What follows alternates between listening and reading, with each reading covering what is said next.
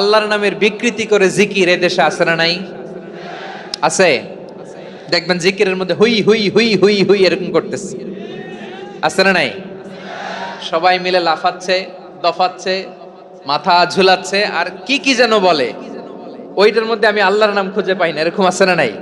হ্যাঁ, হই হই করে কিম্ভূত কিমাকার অদ্ভুত আওয়াজ করে তারা জিকির করে, সেখানে আল্লাহর নাম নাই। এই জিকির আল্লাহর কাছে গ্রহণযোগ্য হবে?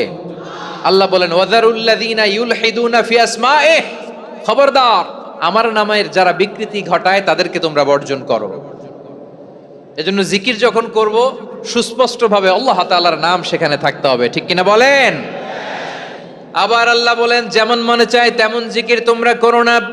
ফাযকুরুল্লাহা কামা আল্লামাকুম মা লাম তাকুনু তা'লামুন, তোমরা জানতে না, আল্লাহ তোমাদের জানিয়েছেন কেমন করে আল্লাহর নামের জিকির করতে হয়। যেমন আল্লাহ শিখিয়েছেন তেমন করে আল্লাহরে ডাকো, ঠিক কিনা বলেন?